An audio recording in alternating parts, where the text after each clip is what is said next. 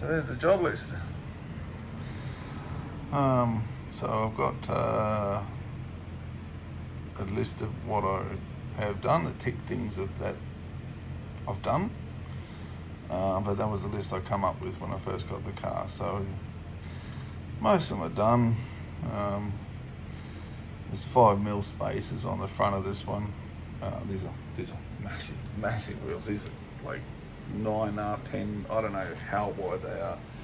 They're 265 and they make it look small. So yeah, so there's 5mm spaces on that. As you can see, the gap is like basically 0. So I'm going to chuck a little set of spaces, just the 5mm ones that are Mercedes Pacific, just to make it, give it a bit more room. Rocket gaskets, yeah, drive belt done. So I've got videos of pretty well everything here. I'm going to do the power steering and the brakes tomorrow. The axles and boots, I'm just going to check them while I've got it up on the hoist, or up on the ramp to go and have a look underneath, but I don't think there's anything wrong. And the new radio, reverse sensors, convertible roof. I've got to get the hydraulics sorted. I stupidly let it run out of hydraulic fluid when I first bought it, and I can't get it to bleed properly on the cylinders, so I'm not sure what I'm doing wrong, but it says you just cycle it through 10 or 12 times and it's supposed to come good. I've done that and it still won't play the game properly, so I'm just going to do some more reading and researching on that. So the little bits and pieces, typical CLK things, locking mechanism, what they call bouncing lock on these things. They call it a bouncing lock. So again, I'll show you the videos of that. That's just tidying up, which I've done. The weather seal and reverse sensors, I'm going to sort out how to fix them. And there's just maintenance stuff, and the rest are just little tiny little jobs.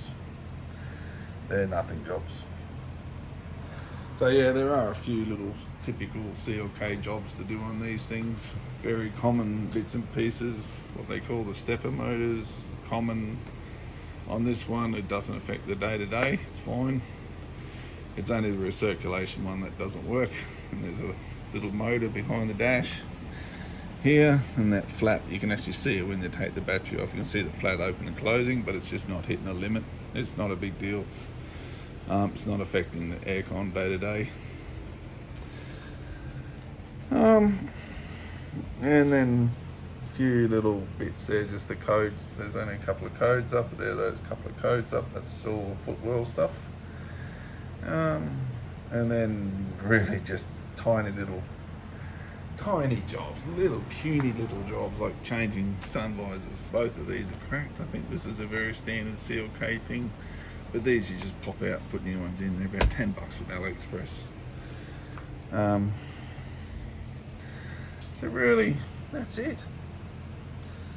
There's not much really. I mean, it looks like a long list, but most of these are just checks and little jobs. I mean, I spent 2 days on it, and I've done all those jobs in 2 days. Really little tiny jobs.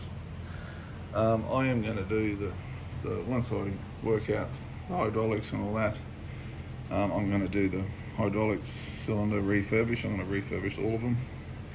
I'm going to send all 7 of them away and get them refurbished.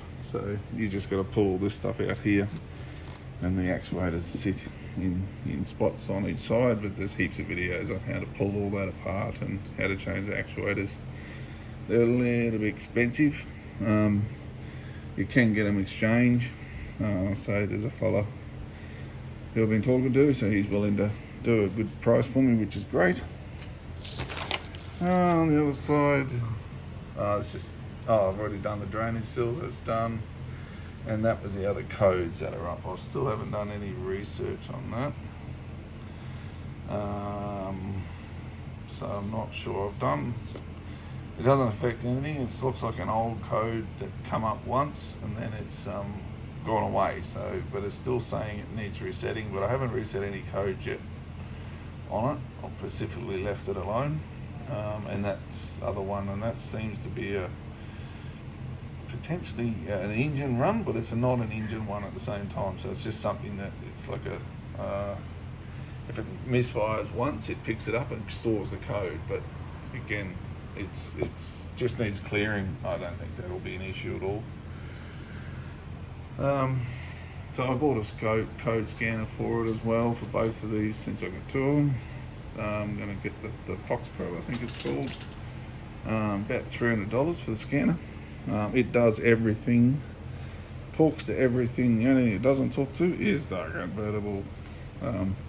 That seems to be the next level scanner to talk to the convertible.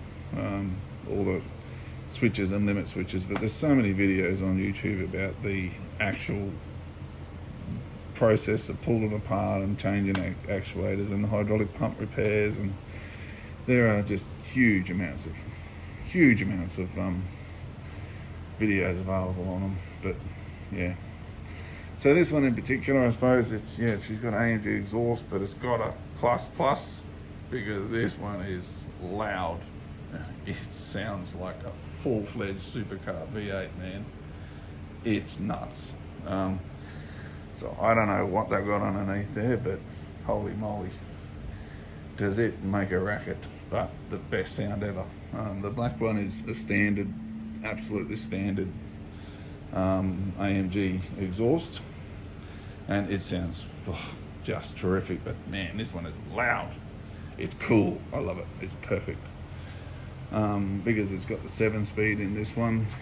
They you can rev it like mad, and then you're only doing 90 k's an hour. Like, it's just terrific. It is so much fun. Super comfy too.